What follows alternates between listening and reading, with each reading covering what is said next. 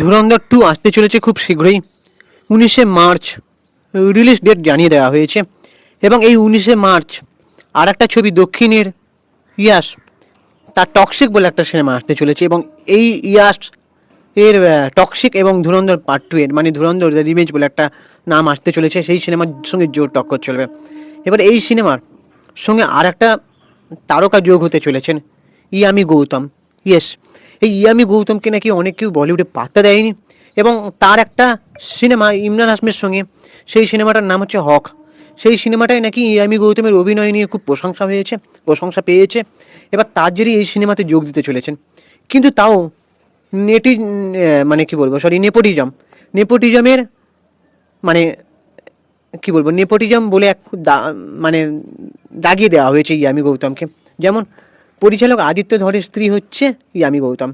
আর yummy গৌতমের এই সিনেমাটায় যোগ দেওয়ার পরই তাকে নিয়ে অনেক জল্পনা শুরু হয়ে গিয়েছে যে ইয়ামি গৌতমকে নাকি জোর করে ঢোকানো হচ্ছে পরিচালকের স্ত্রী বলেই কি।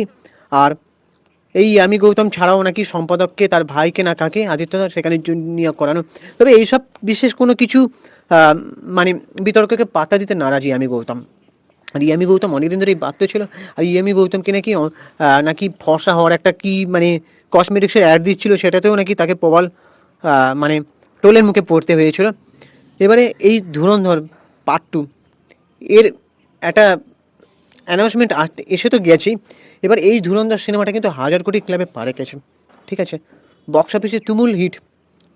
রণবীর সিংয়ের মানে হামজা আলী, সে হামজা আলী রূপে সে যে মানে পাকিস্তানের লিয়ারি শহরে ঢুকেছিল, তারপরে অক্ষয় খান্নার অভিনয় নিয়ে মানে রেহমান ডাকাইত, ঠিক আছে, মানে খুব ব্যাপক ব্যাপক প্রশংসা পেয়েছে এই সিনেমার। এবারে তারপরে একটা অ্যানাউন্সমেন্ট শুরু হয়ে গেছে যে এর পার্ট 2 নিয়ে আসা হবে।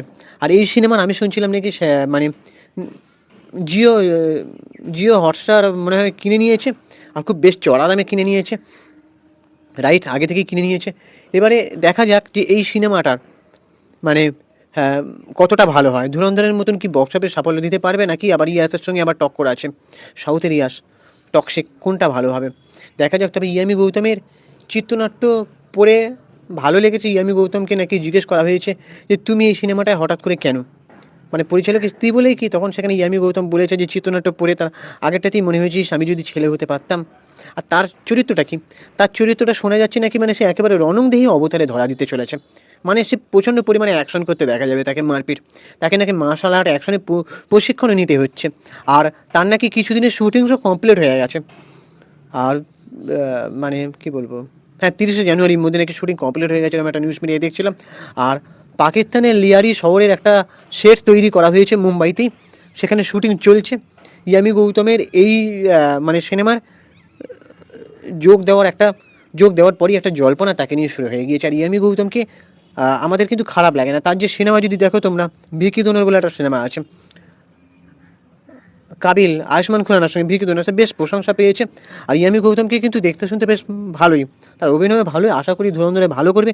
তবে এখানে পরিচালকের স্ত্রী বলে তাকে নিয়ে অনেক কটাক্ষ সহ্য করতে হচ্ছে যে পরিচালক আদিত্য ধর হঠাৎ করে এই সিনেমাটায় সাফল্য পাওয়া মানেই যে তাকে স্ত্রীকে ঢুকিয়ে দিয়েছেন জোর করে। আদতে কি তাই, নাকি তার হক সিনেমায় তার অভিনয় নিয়ে প্রশংসা পাওয়ার পরই, আর এই হক সিনেমায় তার অভিনয় নিয়ে নাকি করণ জোহরকে শুরু করে অনেকেই তার প্রশংসা করেছেন, এই যা যা অনেকেই তার প্রশংসা করেছেন।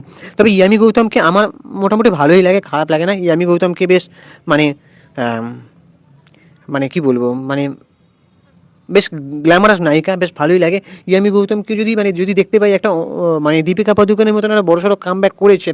মানে দেখো, আমি এটাই বলতে চাইছি যে আমাদের বলিউডে তো অনেক নায়িকাই আছে, এবার অনেক নায়িকা আছে না, মানে কোন ঠাসা হয়ে যাচ্ছে, তার ট্যালেন্টের দাম থাকলেও দেখাতে পারছে না কাউকে। ইয়ামি গৌতম খারাপ নয়, তার অভিনয় কিন্তু যথেষ্ট ভালো, চেষ্টা তো করে। আর এই ইয়ামি গৌতমকে কার কার ভালো লাগে তোমরা অবশ্যই কমেন্ট বক্সে জানাও। যে ধুরন্ধর তোমরা কারা কারা দেখেছো, ধুরন্ধর এই যে পার্ট 2টা যেটা আসতে চলেছে সেটা নিয়ে তোমরা কারা কারা এক্সাইটেড। তো মানে তোমরা রেহমান ডাকাইত আর ওদিকে রণবীর সিং, ঠিক আছে, যে সে যে ছদ্মবেশ ধারণ করেছিল, তোমরা যেন ব্যাপক হিট হয়েছে সিনেমাটা। তোমরা মানে এই যে লিয়ারি শহরে যে গ্যাং, সেই গ্যাংয়ের গল্পটা তোমরা কারা কারা জানতে, এবং ধুরন্ধর পার্ট 2 নিয়ে তোমরা কারা কারা এক্সাইটেড তারা সেটাও কমেন্ট বক্সে জানাও। আর আমি গৌতমকে কার কার ভালো লাগে সেটাও অবশ্যই কমেন্ট করে মতামত জানিও। আর আমাদের চ্যানেলটাকে সাবস্ক্রাইব করে দাও, ভিডিওটাতে একটা লাইক দাও। আমি ইনস্টাগ্রামে রয়েছি চিঙ্কে বাবুটা 53, অনেকখানে গিয়ে ফলো করে দাও। টাটা, দেখা হচ্ছে পরে ভিডিওতে।